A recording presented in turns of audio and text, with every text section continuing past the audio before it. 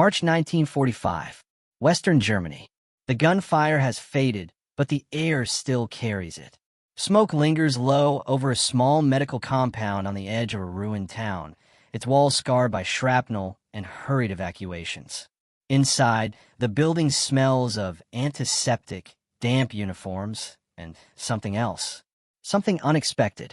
Warm yeast. Flour. Heat. In a makeshift kitchen, German nurses stand quietly near a brick oven that has not been used in weeks. Their uniforms are worn, their hands roughened by months of tending the wounded with dwindling supplies. Outside the doorway, American soldiers stand watch. Rifles lowered, helmets still on. No shouting, no hurry. Food is scarce. It has been scarce for months. In this place, bread has become more valuable than bandages. And yet, against every expectation formed by years of bombing, occupation, and propaganda, the Americans do not shut the oven down. They do not confiscate the flour. They do not claim the bread for themselves. Instead, they allow it to bake for everyone. The nurses exchange glances, unsure whether to trust what they are seeing. This is not how the war was supposed to end for them. And as the smell of bread slowly fills the corridor, it marks a moment that feels strangely out of place, one that could only happen after everything else has already been destroyed. By March 1945, the war in Western Europe had reached its final, exhausted phase. The German army, once organized around speed, coordination, and industrial precision, was no longer fighting a campaign. It was enduring a collapse. The Allied crossing of the Rhine was imminent. Cities lay fractured. Rail lines were shattered. Fuel depots were empty. Food distribution, once tightly regulated, had broken down across large stretches of Germany. The Western Front had moved faster than most German planners expected. After the failure of the Ardennes offensive in December 1944, Germany no longer possessed the operational reserves needed to regain the initiative. What followed was a steady Allied advance through towns and rural districts that had already absorbed years of aerial bombardment. For civilians and medical personnel alike, the distinction between battlefield and home had disappeared. German medical services were particularly strained. By late 1944, the Wehrmacht Medical Corps and affiliated civilian hospitals were overwhelmed by casualties from both the Eastern and Western fronts. Supplies of morphine, antibiotics, sterile bandages, and even basic food rations were critically low. Many hospitals relied on local farms, improvised bakeries, or communal kitchens to keep staff and patients alive. Bread, dense, dark, often stretched with substitutes, was the central calorie source. Without it, even medical workers struggled to remain functional. At the same time, Allied doctrine toward captured medical facilities had become increasingly codified. The United States Army, bound by the Geneva Conventions, recognized the protected status of medical personnel and the wounded, regardless of nationality. By 1945, American field manuals emphasized control, not revenge. Captured hospitals were to be secured, searched, and then stabilized. Medical staff were not automatically treated as prisoners of war if they continued their duties under supervision. This approach was not universally understood by those on the receiving end. German nurses had been trained under a system saturated with propaganda, which portrayed Allied forces, particularly Americans, as undisciplined, vindictive, or indifferent to civilian suffering. Years of bombing campaigns had reinforced this belief. Cities like Hamburg, Cologne, and Dresden were invoked as proof that mercy was no longer part of modern warfare. The reality on the ground, however, was more complex. American units advancing into Germany were often exhausted themselves. Many had been fighting continuously since Normandy. They had seen liberated concentration camps, refugee columns, and entire towns emptied by fear. Discipline, for these soldiers, was not abstract. It was the only thing preventing chaos from spreading further. Captured medical sites posed a particular challenge. They were spaces of vulnerability, filled with enemy-wounded civilian patients and overworked staff who could not simply be removed without catastrophic consequences.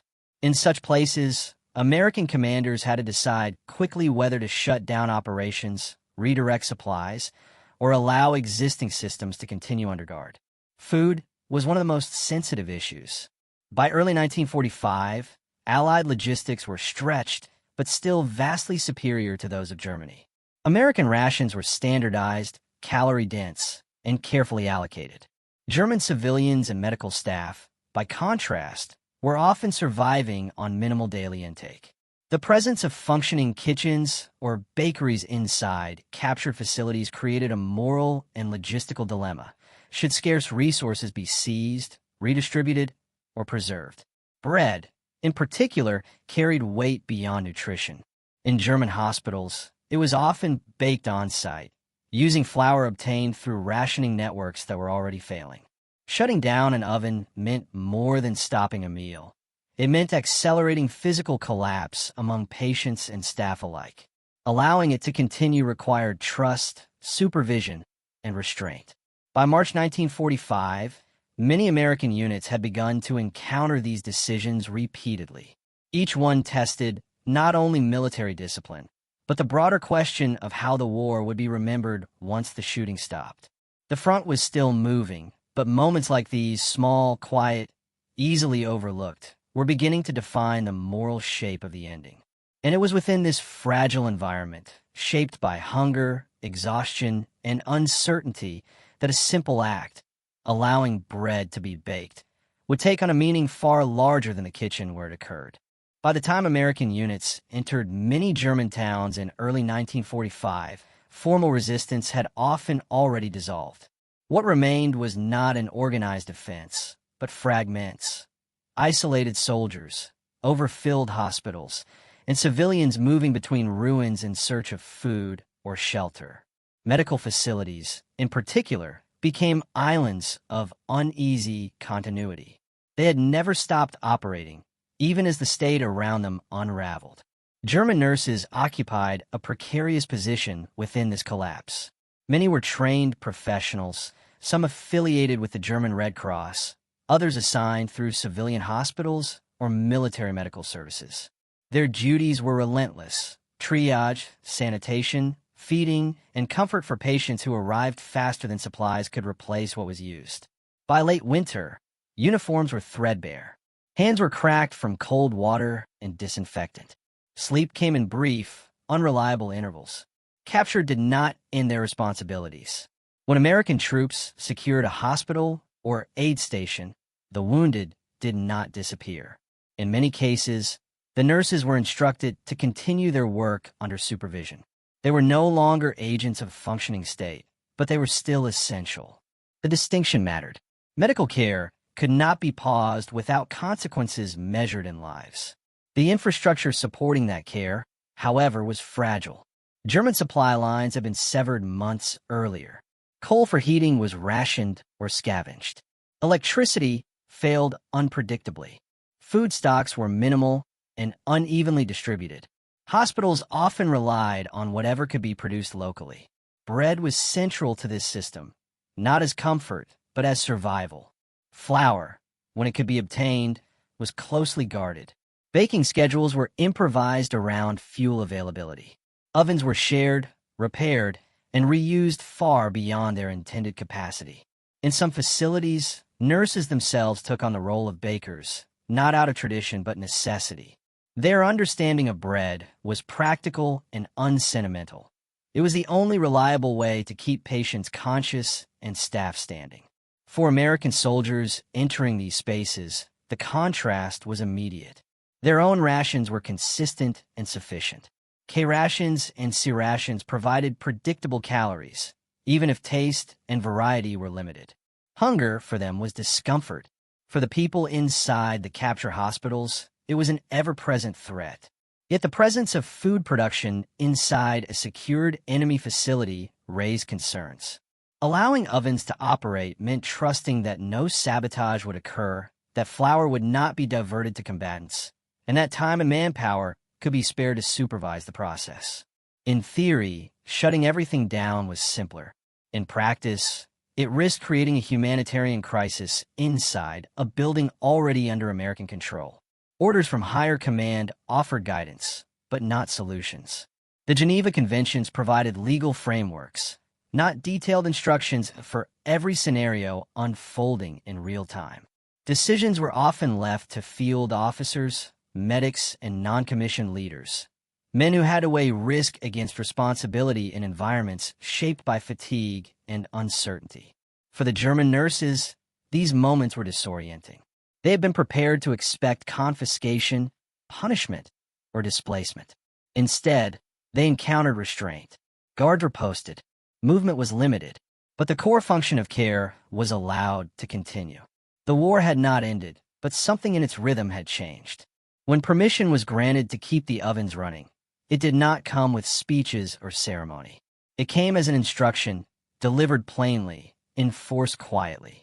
The flour was not seized. The bread was not reserved.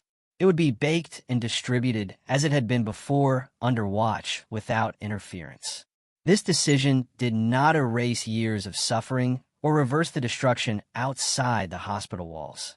But within those walls, it stabilized something essential. It preserved routine. It acknowledged need. And for the nurses who watched American soldiers step aside and allow the process to continue, it introduced a contradiction they had not been taught to expect. As the bread baked and the front moved closer to its conclusion, this small act settled into memory, not as a turning of the war, but as a shift in how it was experienced. And from that quiet moment of permission, deeper questions began to emerge about discipline, humanity, and the kind of victory that would follow. For the German nurses, disbelief did not arrive all at once. It unfolded gradually in the space between expectation and reality. They had prepared themselves for loss, of autonomy, of supplies, of dignity. Instead, they were met with a controlled stillness. Orders were given, but they were measured. Supervision was present, but it was not intrusive. And when the ovens were allowed to remain lit, it felt almost unreal. These women had spent years inside a war that reduced every decision to survival. Compassion had become procedural, rationed like everything else. The permission to bake bread did not register as kindness at first. It registered as confusion. Bread meant calories, but it also meant time, trust, and the assumption that care was still worth maintaining. In a place where even words had lost reliability, this assumption mattered. Patients noticed before anyone explained it. The smell reached corridors where the wounded lay in silence. Men who had not eaten properly in days stirred. Civilians and soldiers alike responded to something older than ideology. For the nurses, the act of baking, mixing flour, managing heat, waiting, restored a fragment of normalcy that war had stripped away. It allowed them to function not only as attendants, but as caretakers again. The military discipline angle. From the American perspective, the decision was rooted in control rather than sentiment. Discipline in 1945 was not about indulgence. It was about preventing breakdown. American units were under orders to maintain order in captured territory, particularly in spaces where vulnerable populations were concentrated. Hospitals fell squarely into this category. Allowing food preparation to continue served a practical purpose. Starving patients became medical liabilities. Unrest inside secured facilities diverted manpower. Every crisis avoided was a risk reduced. By supervising rather than suppressing the baking, American commanders preserved stability with minimal force. This restraint required training and leadership. Soldiers had to resist impulses shaped by months of combat and loss. They had to treat enemy medical staff as protected personnel, not as extensions of a defeated army. Such distinctions were not automatic. They were enforced through command structure, repetition, and accountability. The presence of bread ovens operating under American Guard became an expression of that discipline. It demonstrated that authority could be exercised without domination, and that victory did not require humiliation. For soldiers accustomed to destruction, this was a different kind of control, quieter but no less demanding. The cultural contrast angle. The moment also revealed a sharp contrast between wartime narratives and lived experience. German propaganda had emphasized American excess, wastefulness, moral looseness, disregard for civilian life. The reality inside captured hospitals contradicted this image. The Americans were firm but predictable, armed but restrained. For the nurses, this contrast was destabilizing. It did not erase fear, but it complicated it. The enemy was no longer abstract. He stood nearby, watching bread bake, enforcing rules without cruelty. This did not transform allegiance, but it altered perception. The war they had been taught to expect was not the war unfolding in front of them. Bread, in this context, became symbolic without intending to be. It represented continuity in a space defined by collapse. It showed that power could coexist with permission, and that victory did not require the erasure of routine human care. As the loaves cooled and were distributed, the war's larger machinery remained in motion. Tanks advanced, orders flowed, cities fell. But inside that hospital, something shifted quietly, a realization that the end of the war might be shaped not only by force, but by how force chose to behave when it no longer needed to prove itself. And it was this realization, still forming and incomplete, that opened the door to deeper questions about morality, perception, and the unseen power of restraint. By allowing the baking to continue, American forces exercised a form of authority that extended beyond weapons or orders. Moral authority in war is rarely declared. It is demonstrated in moments where restraint costs more than force. In early 1945, the United States Army was operating from a position of overwhelming material superiority. It could afford to shut down ovens, seize flour, and impose absolute control. Choosing not to do so was not an act of weakness. It was an assertion of confidence. This confidence was rooted in institutional identity. American military doctrine emphasized adherence to international law not as an abstract principle, but as a strategic necessity. How the war ended mattered almost as much as how it was won. Treatment of civilians and medical personnel would shape post-war occupation, reconciliation, and historical memory. Within the captured hospital, moral authority was expressed through consistency. Rules were enforced without arbitrariness. The nurses were neither punished nor praised. They were permitted to continue because their work served life rather than resistance. This clarity mattered. It signaled that conduct, not nationality, determined how one was treated. The psychological impact angle. The psychological effect of this decision rippled outward in subtle ways. For the nurses, it disrupted years of conditioning. They had been taught to expect degradation at the hands of occupying forces. Instead, they encountered boundaries, firm but intelligible. This did not dissolve fear overnight, but reduced it enough for trust to begin, cautiously, to form. Patients responded differently. For many, the smell of fresh bread marked the first time in months that the future felt conceivable.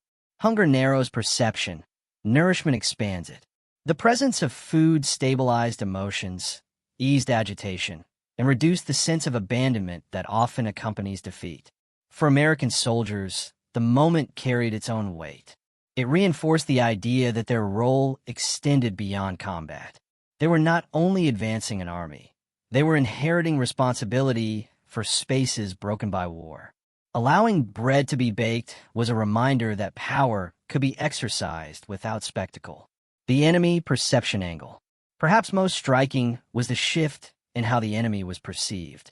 The nurses did not suddenly see the Americans as allies, but they began to see them as predictable. In war, predictability can be a form of safety. It allows people to plan, to breathe, to exist without constant recalibration of fear. This perception mattered as the war drew closer to its conclusion. Occupation would soon replace combat. Millions of Germans would have to live under Allied authority. Moments like this, small, local, undocumented in official reports, laid the groundwork for how that authority would be received. The bread was consumed quickly. There were no speeches, no cameras, no declarations of policy. But the memory endured. It endured because it contradicted expectation and because it arrived at a moment when collapse had stripped away everything except necessity. As the hospital settled into a guarded routine, the front continued to shift. Orders arrived. Units prepared to move on. But the decision lingered, quietly shaping the emotional landscape of those who witnessed it. And as American forces prepared for the final pushes of the war, the meaning of such restraint would soon be tested again. This time in moments where the outcome of battles, not just perceptions, would be decided. The turning point did not arrive with an explosion or a shouted command. It arrived quietly, carried in the space between authority and choice. By late March 1945, American units operating deep inside Western Germany were no longer advancing into unknown territory. They were moving through collapse. Resistance was uneven. Some towns surrendered without a shot. Others clung to formality long after function had vanished. Hospitals, especially, existed in a strange suspension, technically enemy spaces, practically indispensable. In a captured medical compound, the decision centered on a single question: control or continuity. American officers understood what shutting down the ovens would mean.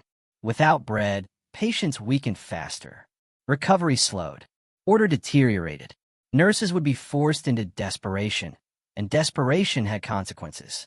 Hunger produced movement, conflict, and disease, none of which served a force already stretched thin by responsibility. Yet allowing the baking to continue carried its own risks. Flour could be stolen. Kitchens could become gathering points. Fire itself was a hazard in damaged buildings. Every allowance required supervision, manpower, and trust in people who, hours earlier, had been citizens of a hostile state. The decision, once made, was communicated simply. The ovens would remain operational. The nurses would bake as before. Distribution will be monitored. No stockpiling. No deviation. Guards would remain present, but unobtrusive. For the nurses, the moment was disorienting. They waited for the condition that would follow, for the restriction, the seizure, the inevitable reversal. It did not come. The order held. Flour was measured carefully. Water was carried in chip containers. Hands worked with practiced efficiency. The oven doors closed. Heat rose. Time passed. American soldiers stood nearby, watching without interference. Some had never seen bread baked outside a home. Others recognized the process instinctively. There was no laughter, no commentary, just observation.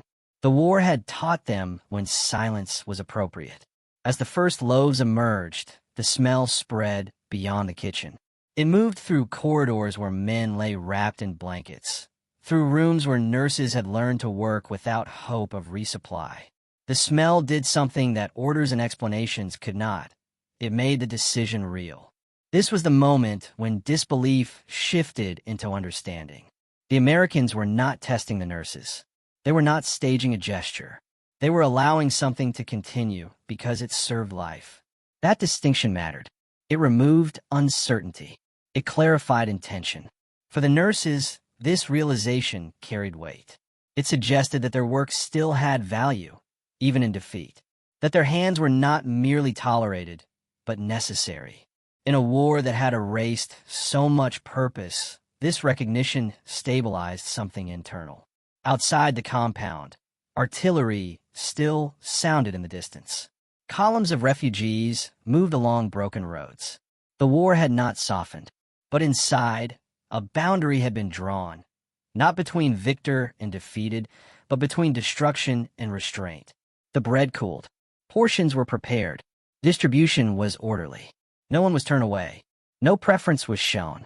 Civilians, wounded soldiers, and staff received the same ration. The act was quiet, procedural, and complete. And in that completeness, something irreversible occurred. The war inside the hospital had ended, not because peace had arrived, but because power had chosen to behave differently. The decision had transformed the space, turning it from a captured site into a controlled one, from an object of war into a responsibility. What followed would test whether this restraint could endure under pressure, and whether the meaning of this moment would hold once its consequences became visible. The true weight of the decision became clear not when the bread was baked, but when it was shared. Distribution began without ceremony. Loaves were sliced carefully, portions measured to stretch as far as possible. There was no abundance, only sufficiency. Each piece represented balance, not generosity. The goal was not comfort, but stability. Patients received their portions first. Many were too weak to sit up fully. Bread was placed into hands that trembled, then steadied. Chewing was slow. Silence filled the rooms. In war, eating can feel like an interruption. Here, it felt like permission to remain alive. Civilians followed. Some had taken refuge in the hospital when fighting reached the outskirts of the town. Others had been there already, trapped by injury or illness. For them, the bread carried no ideology. It was simply sustenance delivered without threat. The nurses ate last, not by order but by habit. They had learned to defer instinctively, long before American soldiers arrived. When they finally tasted the bread, the moment did not feel triumphant. It felt grounding, familiar, real. American guards observed throughout. They noted reactions, movements, patterns. There were no disturbances, no hoarding, no attempt to exploit the allowance. The system held because it had been built on clarity. Everyone understood the boundaries. This moment of shared consumption did something subtle to the atmosphere of the hospital. Tension did not vanish, but it softened. People spoke more quietly. Movement slowed. The constant edge of fear eased enough for exhaustion to surface. For American soldiers, the effect was instructive. It demonstrated that control could be maintained without constant assertion. That supervision did not require dominance. The war had taught them how to destroy. This moment reminded them how to manage what remained. News of the incident did not travel far. There were no official reports filed, no photographs taken. It remained confined to memory, carried by those who witnessed it. Yet within that memory, it occupied a disproportionate space. It stood out precisely because it was ordinary. The nurses, in particular, struggled to reconcile the moment with everything they had been told. This was not the enemy they had been warned about. This was not cruelty masked as order. It was restraint executed consistently. That realization did not erase grief or loss, but it reframed the end of the war. It suggested that defeat did not automatically mean degradation, and that care could survive even when allegiance had collapsed. As American units prepared to move on, the hospital remained behind, secured, functional, and stabilized. The ovens would not run indefinitely. Supplies would run out. The war would end soon enough. But the memory of that day would persist long after rations were forgotten. For those inside the building, the bread marked a turning point not in the conflict, but in how the conflict concluded for them. It represented the moment when fear stopped being absolute, and when the future, however uncertain, became imaginable again. And as the front pushed forward and the war accelerated towards conclusion, the significance of this restraint would echo beyond that single kitchen, shaping the aftermath that followed. The effects of the decision were not dramatic, but they were measurable. In the days that followed, the hospital functioned with a steadiness that had been absent for months. Patients stabilized. Staff routines resumed with fewer interruptions. The constant improvisation forced by hunger eased, allowing medical priorities to take precedence again. American medics assigned to supervise the facility noted the change. Fewer disturbances, less agitation among the wounded, fewer emergencies linked to exhaustion or malnutrition. These were not recorded as victories, but they were recognized as outcomes. In a war where logistics often determined survival, stability itself became a form of success. For the German nurses, the aftermath unfolded internally. The war had taught them to expect abrupt reversals, permissions granted and revoked without warning. When the allowance to bake bread continued unchanged, it reinforced a sense of predictability that had been absent since the early years of the conflict. Predictability restored focus. It allowed them to work without constant anticipation of punishment. This consistency mattered as the war's end approached. Hospitals became transition spaces, not only for the wounded but for identity. Nurses were no longer representatives of a functioning regime, yet they were not displaced. They existed in a narrow space defined by usefulness rather than allegiance. That distinction would shape their experience of the occupation. For American units, the incident reinforced a broader pattern emerging across Western Germany. Areas secured with restraint required fewer resources to manage. Cooperation, when it occurred, reduced strain on already overextended manpower. Discipline, far from slowing operations, often accelerated them by preventing secondary crises. These lessons were informal but cumulative. They traveled through shared experience rather than directives. Soldiers compared notes. Medics spoke to medics. Officers observed outcomes.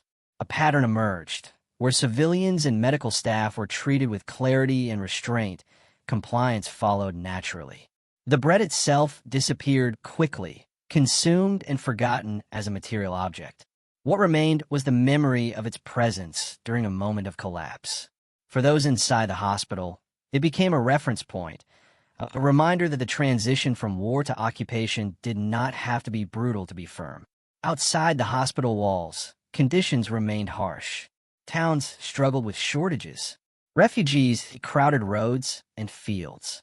The broader humanitarian crisis did not resolve overnight. But within the controlled environment of the medical compound, a model had been tested and proven viable. As American forces advanced further east, they carried these experiences with them, not as policy, but as expectation. The war was ending, and the shape of its ending was being formed one decision at a time. And as those decisions accumulated, they began to influence not only immediate outcomes, but the long-term memory of how the conflict closed, setting the stage for the wider consequences that would follow. As the war in Europe drew to a close in April and May of 1945, moments like the one in the captured hospital faded into the background of much larger events. The surrender of German forces, the liberation of camps, and the reorganization of occupied territory dominated official records.